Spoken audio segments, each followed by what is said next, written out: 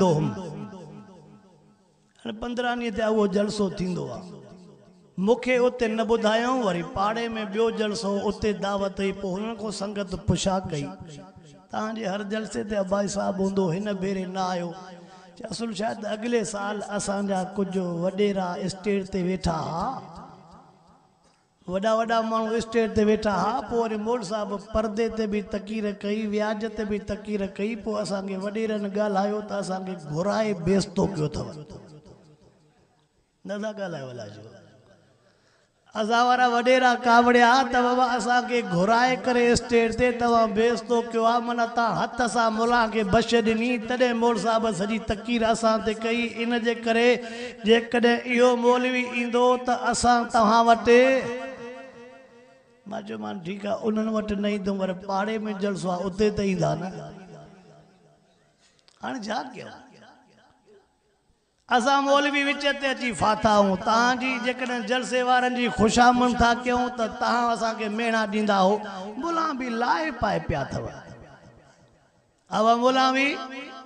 हक़ सचो था ॿुधायूं छा था चओ वाइज़ ते त वञूं पर इहे मुला सफ़ा वढनि था नी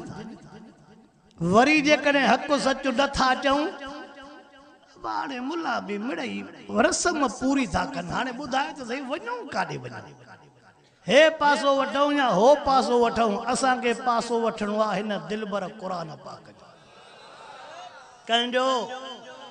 असांखे पासो वठणो आहे दिलबर क़ुरान पाक जो जीअं अल्लाह चवंदो तीअं कबो जीअं अल्लाह चवंदो तीअं जीअं कलामुल्लाह चवंदो उएं कबो जीअं रसूलुल्लाह चवंदो उएं अब इन लाइट तो थोड़ी बंद कर यार मुखे तकलीफ ॾींदी आहे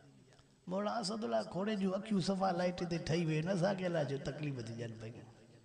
उनखे चौधारी लाइटियूं ॿार त बि चवंदो आहे मूंखे फ़र्क़ु न पवंदो आहे मां चयो न ख़ुदा का मदद थी अलाए छा थी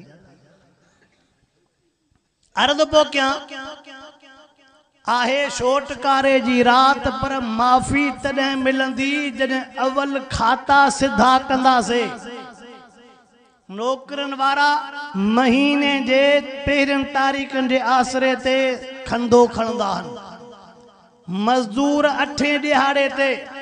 पोइ जेकॾहिं महीनो गुज़री वञे पोइ दुकान वारे खे चओ त यार हिन